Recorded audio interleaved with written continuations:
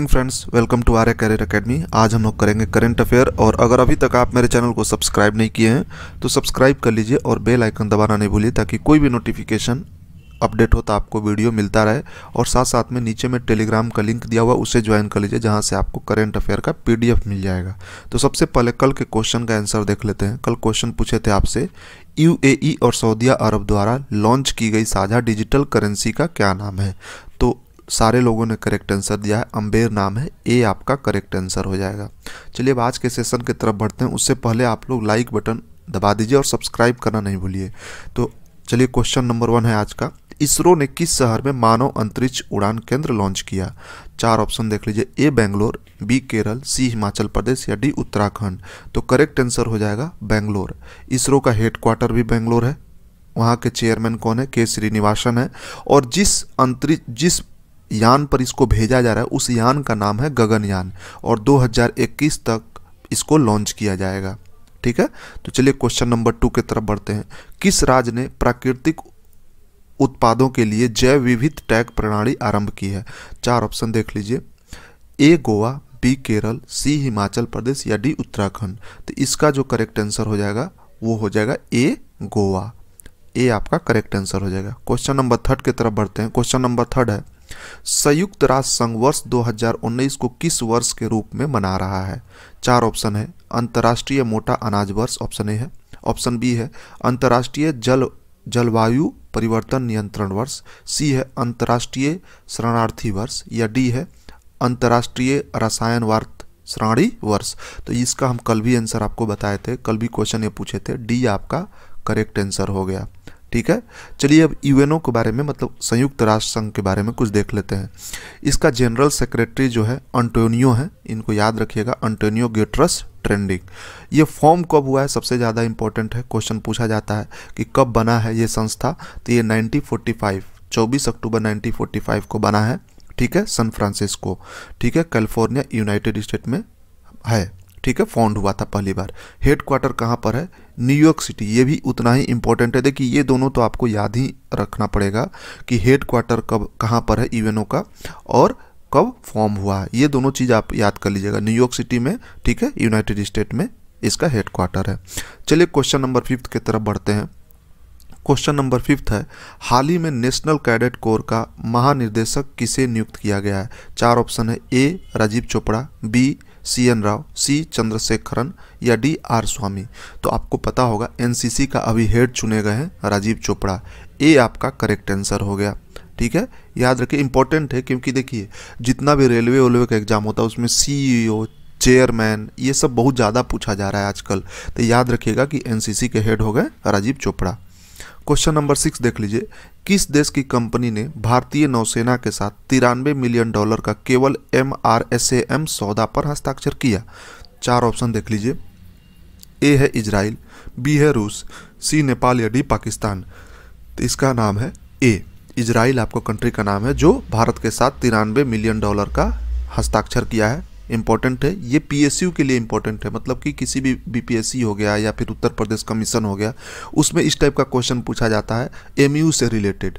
तो आप बहुत बड़ा साइन हुआ है, हस्ताक्षर हुआ है, बहुत $93 मिलियन कम नहीं होता। इस साल का अभी तक का सबसे बड़ा हस्ताक्षर हुआ है, मतलब पैसे के लेन देन के मामले में, तो इसलिए ये इंपॉर्टेंट है। अब इजराइल को देख लेते हैं। देखिए भारत यहाँ पर है और भारत से ये रहा आपको यहाँ पर, ये इजराइल रहा, बहुत पुराना मित्र है भारत का। ठीक है, अब इजराइल के बारे में और कुछ भी देख लेते हैं। यहाँ का प्रेसिडेंट कौन है इजराइल का?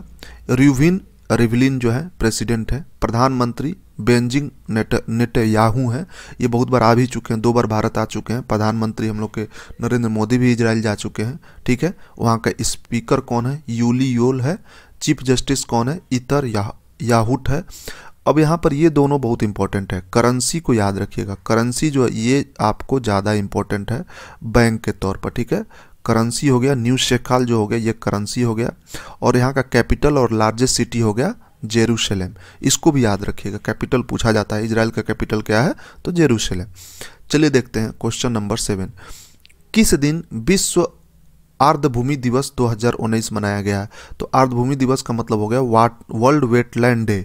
तो 4 ऑप्शन देख लीजिए, ए हो गया 30 जनवरी, बी 31 जनवरी, सी 1 फरवरी या डी 2 फरवरी। तो इसका करेक्ट आंसर 2 फरवरी हो जाएगा, ठीक है। और एक बार ये क्वेश्चन CDS में पूछा गया है, इसलिए इसको हम ले लिए, क्योंकि ये CDS जब हम पढ़ रहे थे तो उस समय ये देखे थे क्वेश्चन की CDS में आया हुआ था। चलिए क्वेश्चन नंबर 8 देख लेते हैं। वार्षिक पुलिकट झील दिवस किस दिन मनाया गया है? 4 ऑप्शन देख लीजिए, ए 30 जनवरी, बी 31 जनवरी, सी 1 फरवरी या डी 2 फरवरी। इसका भी आंसर हो जाएगा आपको 2 फरवरी। तो आप याद रखिएगा कि दो दिवस एक दिन मनाए, एक वार्षिक पुलिकट झील दिवस भी है और विश्व आर्द्रभूमि दिवस भी है, मतलब वर्ल्ड वेटलैंड डे भी 2 फरवरी को ही है। क्वेश्चन नंबर 9 की तरफ बढ़ते हैं। क्वेश्चन नंबर 9 है, किस शहर में सोपान 2019 नामक उत्सव शुरू हुआ? 4 ऑप्शन देख लीजिए, ए न्यू दिल्ली, बी रूस, सी नेपाल या डी पाकिस्तान।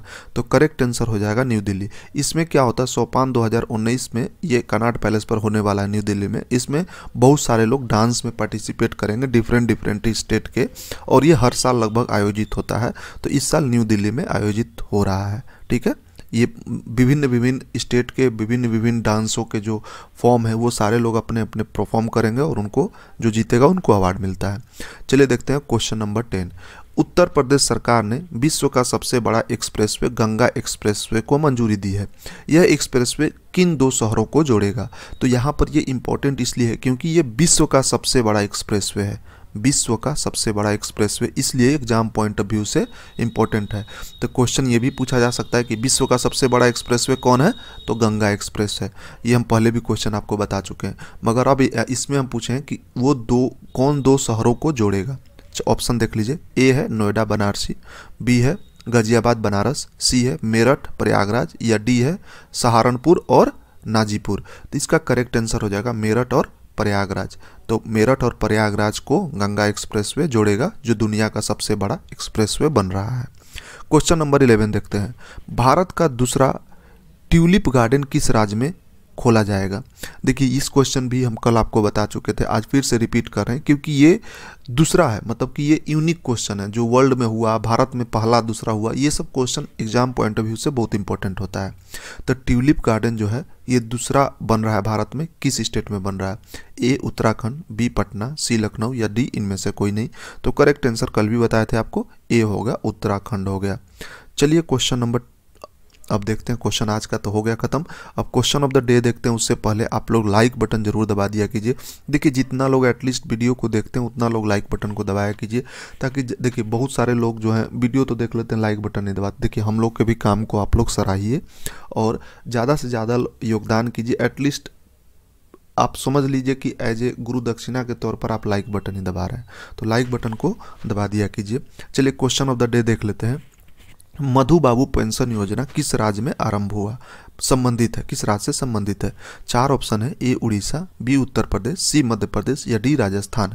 तो इसका आंसर जो है आप लोग कमेंट सेक्शन में लिख के दीजिएगा, क्योंकि ये इंपॉर्टेंट है, ठीक है।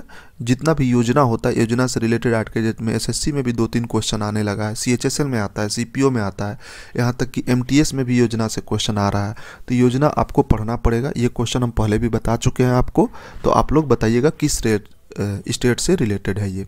और देखिए चलिए, thank you for watching, share and subscribe. और यहाँ पर एक चीज़ और हम आपको बताना चाहते हैं, बहुत लोग मैथ के लिए बोल रहे हैं। देखिए मेरा अब हम लोग अपना साइट तैयार करें जहाँ पर आपको सब कुछ मिलेगा, तो थोड़ा सा डिले हो रहा है उसके कारण मैथ में। तो मैथ हम जल्द से ही जल्द, हम इतना आपको प्रॉमिस किए हैं कि आपको सीजीएल से 1 महीना पहले राकेश यादव और क्वांटम कैट का पूरा बुक कंप्लीट करा देंगे, तो कंप्लीट करा देंगे। अगर मुझे पूरा एक दिन में एक चैप्टर करना पड़ा तब पर भी हम आपको करा देंगे 110%। तो उसका आप लोग टेंशन नहीं लीजिए। बस एक बार थोड़ा सा साइट अब ऑलमोस्ट 90% हो चुका है, 10% और बाकी है। उसके बाद आप लोग को खुशखबरी भी मिलेगा कुछ स्पेशल तौर पर। तो बस पेशेंस रखिए, वेट कीजिए।